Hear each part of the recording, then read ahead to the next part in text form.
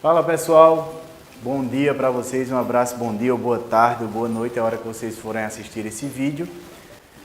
Com relação à questão da república, é quando o Brasil vai se tornar um país agora não mais governado por um imperador, mas agora por um presidente, certo? Inicialmente é preciso se entender que a palavra república vem do latim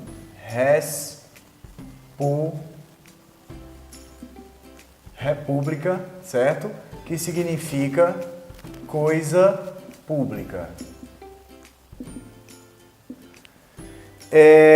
Para que se entenda a república, primeiro a gente tem que entender quando ela aconteceu. Ela aconteceu no ano de 1889, mais precisamente na data de 15 de novembro de 1889, certo? E foi liderada por militares, ou seja, os militares se uniram com a classe, com as elites agrárias brasileiras, né, chamados de senhores do café,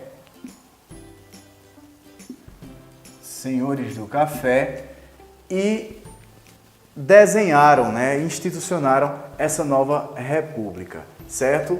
Essa república ela é dividida em duas partes. A conhecida república, a primeira, né, é conhecida como República da Espada, certo? Por que República da Espada? Porque nesse período foram os militares, dois militares que foram os presidentes da República. Inicialmente o Marechal Deodoro da Fonseca e em seguida outro marechal chamado Floriano Peixoto, certo? Por isso, foram governos muito caracterizados pela força militar, certo? Então, por isso, é considerado como República da Espada. E também, a segunda parte é considerada a chamada República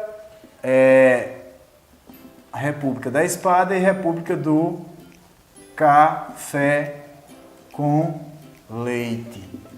Ou também pode ser chamada de república oligárquica, certo? O que é que significa oligarquia, né? Oligarquia. Essa palavra significa governo de poucos, ou seja, essa elite agrária que se uniu com os militares permite, de alguma maneira, que eles governem por 2 anos, mas depois quem vai estar no poder é exatamente essa elite agrária. Por isso que é chamado de República do Café com Leite. Por quê? Primeiro, quem eram os homens mais ricos do país? Os senhores dos cafés. Então eles tinham condições de bancar campanhas presidenciais, certo? E o leite também, ou seja, os maiores produtores de café de São Paulo e os maiores produtores de leite de Minas Gerais foram quem dominaram a política brasileira durante a segunda fase da República, certo? Conhecida como República do Café com Leite ou República Oligárquica, certo? Uma grande característica sobre a República é que ela vai separar, na verdade, os poderes. Vai passar a existir os 3 poderes constituídos: legislativo, executivo e judiciário, certo? Legislativo, executivo e judiciário. Antes, durante o reinado, né, o governo de Dom Pedro II, não existiam esses 3 poderes bem definidos, porque era quase que uma monarquia absolutista, porque o imperador tinha plenos poderes. Então, um juiz que viesse a questionar o imperador seria destituído do cargo, né? Um deputado que viesse a incomodar de alguma maneira, questionando algum erro cometido, um erro político ou econômico cometido pelo imperador, seria retirado do cargo. Então, seria o legislativo aqui, né? Eu coloco falando dos dos legisladores, eu estava com a mão no executivo, perdão, mas seria aqui no legislativo. Então, qualquer legislador que viesse a questionar os poderes do imperador, com certeza ele sofreria as consequências. Aqui não. Aqui dentro da República, as pessoas os políticos brasileiros vão desenhar esses três poderes. É uma espécie de balanceamento, né? Que vocês já viram quando estudaram sobre o iluminismo. Essa filosofia ela vai surgir no iluminismo, em que um filósofo, né, chamado Montesquieu vai dizer a seguinte frase: é preciso que o poder limite o poder. Então, esses três poderes iriam limitar um ao outro. E é assim que acontece, de certa forma, na atualidade, certo? Embora tenha várias nuances aí que não cabe ser discutido agora, certo? Então, essas são as principais características da República. Ela foi fundada em 1889. Preste atenção numa coisa. Um ano antes, 1888, estava acontecendo o fim da escravidão no Brasil. Veja, o fim da escravidão foi um fator primordial para que a elite cafeeira, a elite dos cafeicultores, rompesse com o imperador e apoiasse os militares. E junto com eles se organizassem para dar o que foi considerado também um golpe, certo? A República de 1889 é considerada como um golpe, certo? Porque o imperador foi destituído do poder através de forças militares.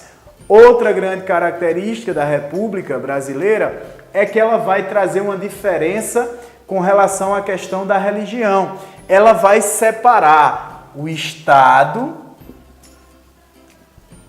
da religião, certo?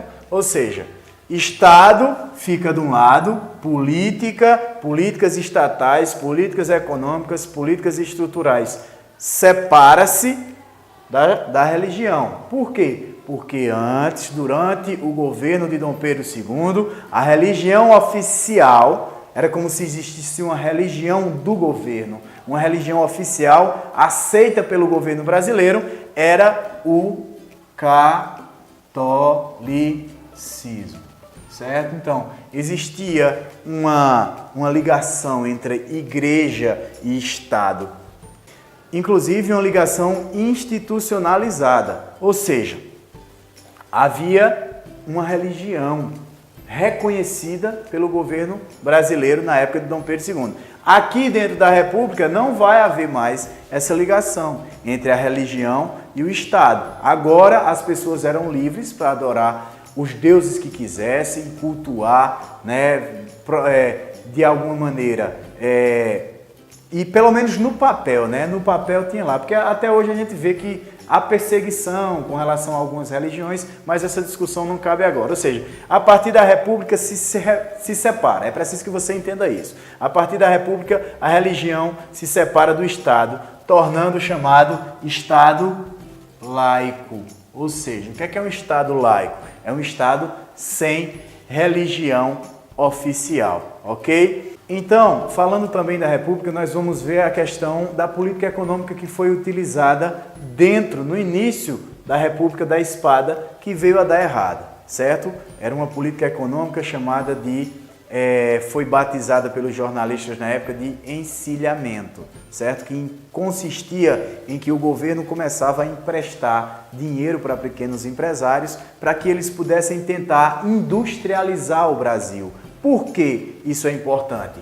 Porque a República ela vai querer romper um pouco com o Brasil muito agrário. Até hoje nós somos agrários, né? Um país, o agronegócio, o agro é pop, vocês veem isso o tempo todo nas propagandas televisivas, ou seja, o nosso forte industrial ainda permanece agrário. E nessa época o Brasil era um dos maiores exportadores de café do mundo. Ou seja, mas a galera da República queria que o Brasil começasse a investir em indústria, produção de carros, produção de eletrodomésticos, certo? Enfim, queria que o Brasil se industrializasse e o governo começa a emprestar dinheiro a pequenos empresários para ver se a indústria crescia, mas acabou dando errado. Então, esses são os principais tópicos que devem ser discutidos dentro da República, certo? Desde a República da Espada até a República do Café com Leite. Esse é o nosso resumo de hoje. Um abraço.